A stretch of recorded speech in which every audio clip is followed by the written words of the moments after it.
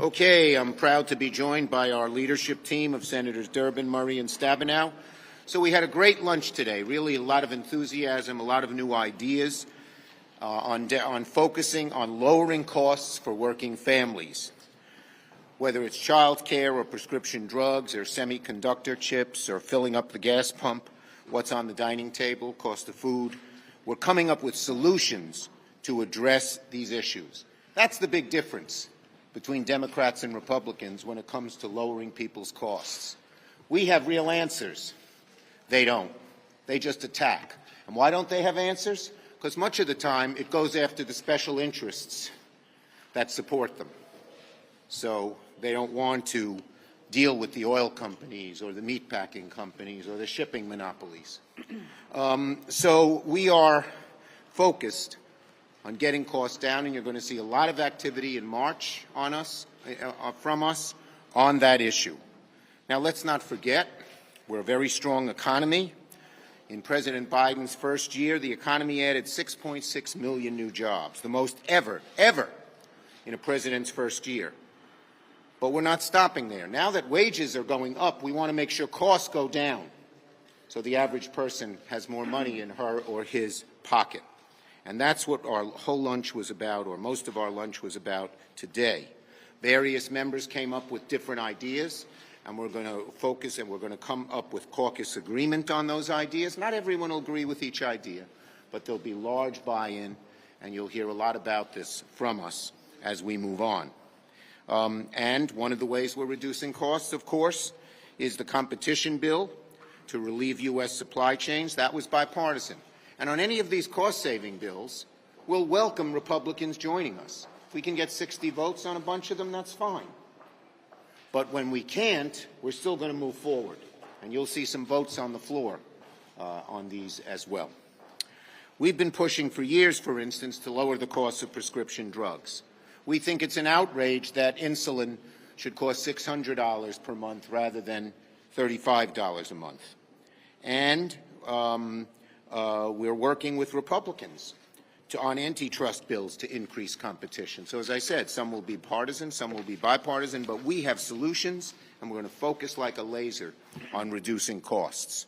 The new proposals and new ideas keep coming, and we're going to propose legislation, and we're going to move forward, and we're going to go back to our states and start talking about these things. Some of the members have already, as you've probably seen in their local newspapers or even reported in the national media. Americans, and so we want to get that done. Our goal is to have wages that have increased stay up, the costs that Americans pay, much of it induced by COVID, go down, and people are much better off. And that is where we're headed. So let me first call on Senator Durbin. Thanks, Chuck. It was a very spirited caucus, and I think we have identified some ideas that we're starting to develop, and the goal is clear. We need a credible, simple approach that American families understand. We want to help these families make ends meet, but we don't want to make inflation worse. We've got to come up with a plan that addresses that. Each family has a different challenge, but we know that inflation is a challenge to all of us that we can deal with. And there are several elements that we think are going to help this economy improve. First, have we reached the COVID corner yet? We don't know the answer to that, but there are promising signs as we watch the hospitalizations and death rate go down, just ever so slightly, but moving in the right direction. Secondly, as Chuck mentioned, that we be more competitive. We need more jobs right here in the United States. We need to make sure that workers have jobs, that businesses are expanding. There are many exciting opportunities. Over the weekend, I was with Pete Buttigieg, Senator Tammy Duckworth, and Governor Pritzker in Normal, Illinois. And we were addressing the new Rivian plant and the impact on the economy of creating 5,000 new jobs in that community. Good American jobs making a product in America for Americans to buy. We think that's a viable part of Illinois' future and America's future. Let's find other opportunities to do exactly the same. Secondly, we got to make sure, as I mentioned, competition with China. But the third point is look for the concentration of ownership that's driving prices up. What do the oil companies have to say? Why are the prices so high at the pump? Is it for profit taking? Same questions could be asked when it comes to food products and across the board. We're not afraid on the Democratic side to ask those hard questions and to follow to the real cause of the problem. That means there's got to be a realistic approach and one that the American people understand. Senator Murray. Well, thank you. You know, when it comes to lowering costs and helping families make ends meet, Democrats haven't just been talking the talk. We have been putting forward solutions and putting money back in Americans' pockets. I've seen firsthand what our work has meant to families. In my home state of Washington, thanks to the policies Democrats passed, we provided more rental and heating assistance and helped people stay in their homes and keep the heat on this winter. We saw a record number of people sign up for quality, affordable health care. And we are bringing high-speed internet to 240,000 people who currently do not have it and making it more affordable for all of them, to name just a few examples. So when it comes to delivering for families, Democrats are a party focused on getting it done, with or without Republicans. And this past year, by the way, we've done both. We have taken significant bipartisan steps, like our historic infrastructure bill, which is lowering costs for internet, transportation, and clean energy. And we're continuing to work on a bipartisan bill to strengthen our supply chains and bring down prices here by making us less reliant on manufacturing abroad. But let's be clear, at the end of the day, if we can take a step to put money back into families' pockets, if we can make life a little bit easier for people, especially when times are so hard, we're going to do it, whether or not Republicans are willing to do the right thing and work with us. Because as we've seen, Republicans talk about costs, but actions are going to speak a lot louder than words. And when Democrats passed the American Rescue Plan, which nearly cut child poverty in half, got millions of people health care coverage for less than $10 a month, and took so many other steps to help families make ends meet, we did that without a single Republican vote. And Democrats are now continuing to push for more steps to lower prescription drug costs by giving Medicare new power to negotiate prices for patients, and by capping the cost of insulin. It's a drug millions of people need to survive at just $35 a month. We're also pushing to support working families by ensuring every parent can get quality, affordable child care and early education for their children, and providing paid leave so it won't cost anyone anything to take time off to care for their loved ones. And we want to pay for all of this by asking the wealthiest Americans and largest corporations just to pay their fair share. The difference is pretty clear. Democrats are taking action to lower costs for families, and we have fully paid for plans to do a lot more. Meanwhile, I've heard a lot of talk, but no serious Republican plan to help lower families' costs moving forward. If Republicans want to show families they are serious about helping people make ends meet, our doors are open. I hope they choose to work with us on what we see as clearly serious problems. Thank you. Senator Stabenow. Thank you. You know, this last year it really was a headline of Democrats deliver, but there's more to do, and that's what we're focused on for the coming year as it relates to the costs that families are feeling every single day. And there's no question that our country still faces supply chain challenges. I certainly from Michigan can speak about that and what that means, and everything that we buy in terms of cars and appliances and every part of the economy, and we are laser focused on addressing that, and the increased costs due to COVID. And over again, when we look at what has happened when you shut the economy down in the United States and globally, the ripple effect is in every part of our lives. And so we have been laser focused and will continue to be laser focused in addressing that. And Republicans have done nothing to lower costs. They have proposed nothing to lower costs. We've worked with President Biden to pass the American Rescue Plan that put shots in people's arms, to create safety for them, for their family, to get kids back in school. When the president took office, there were 46% of the children in America in school. Now it's 98%. That's a big difference, and we understand the challenges families still face under COVID, but it's safer. Children are back and learning in the classroom. And we've gotten our economy moving. in the fastest, strongest way since 1984.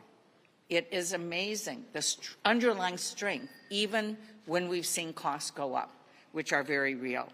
So consider a Michigan family with 2 young children. Dad works at a manufacturing plant. Mom manages a local restaurant. They're not wealthy, but they work hard, and they get by. Then the pandemic hits. This Michigan family needed help, and the American Rescue Plan delivered. We established the Restaurant Revitalization Fund so Mom's restaurant could stay open and keep her on the job. Republicans voted no. And we provided larger Affordable Care Act tax credits that cut the cost of their health insurance, made sure their children could see a doctor when they got sick. Republicans voted no. We expanded the Child and Dependent Care Tax Credit. That means this family qualifies for an $8,000 tax cut to cover child care. Republicans voted no. This Michigan family was able to keep paying their rent thanks to the $1,400 economic impact payments and the largest tax cut in generations for American families with children. And again, every Republican voted no. The pandemic has been a tough time for this family and every American. But rather than joining us to tackle high costs and inflation, Republicans are busy standing up for big corporations that are price gouging Americans while making record profits.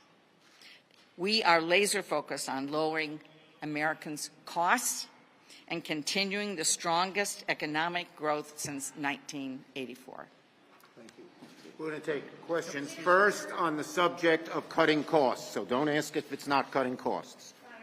Yes. Are you committed to putting a gas tax holiday bill on the Senate floor this year? We had, as you know, I think 8 or 9 of our members have introduced this, including many of those in tough races in 2022. We're having a caucus discussion on it. We haven't yet taken a caucus position, but it's one of the things of many things that we're looking at in terms of reducing costs. Other cost questions? Yes. You got to talk a little louder. In respect to costs related to COVID, has the administration put forth any reflection? Okay, that's not a cost question, please. I'll get back to you, but I asked on costs. Some of the ideas you mentioned, like lowering the cost of insulin, are part of the Build Back Better bill. Do you see this going to reconciliation, or do you talk about separate efforts that would be One is not a substitute for another. In March, the committees are talking. We're having lots of discussions with individual senators to get Build Back Better moving again. But at the same time, our focus on costs is going to be focused on specific issues and costs that does not take away from Build Back Better. Yes. In terms of cost cutting, a number of measures that you're proposing are in Build Back Better, and your 50th vote, Senator Manchin, has proposed added deficit reduction measures as a potential replacement. Are you open to that? We're sitting down and discussing things with Senator Manchin, and we want to hear what he has to say, for sure. All right, now we'll go to yours. I tried. He did a little trick, too, so you get yours. They haven't sent us a relief package yet, but obviously we're going to have to do something. Leader Schumer, how are you going to respond to the Republican boycott today at the Senate Banking Committee? Well, we hope that Chairman Brown and Senator Toomey can work this out. Leader Schumer, the Parkland anniversary reminded me, it's been almost a year now since you pledged to put the House-passed background check bills on the floor. When are those votes going to happen? Well, look, Senator Murphy had been trying to work with Republicans to get 60 votes. He hasn't given up on those efforts, although they've not gotten that far. But we're going to keep pursuing background checks. I believe in that very, very strongly. As you know, I was author of the Brady Law. Yes, nope. Next one. So last year, Congress passed the COVID-19 Hate Crimes Act.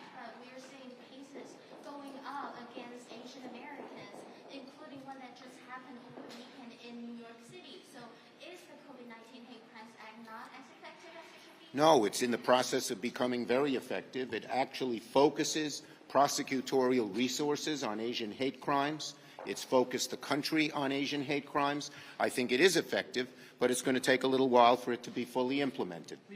Last question. Is there going to be any action at all on sanctions against Russia in terms before an invasion in Ukraine? And I'm going to ask you a second question here because the CR needs to get... Oh, no. You only get one. Well, No, it's about a government shutdown. So okay, no, okay. Well, on the CR, I am very optimistic that we will, Leader McConnell evidently at his briefing a minute ago or a few minutes ago said he does not want the government to shut down, and so we will cooperate with him, and I don't believe Republicans want to sponsor a Republican shutdown, plain and simple. Thank you, everybody. Thank you, everybody. Oh, yeah, all right. Well, you get the sanctions question. Yes, we are right now in the process of putting a bipartisan statement together.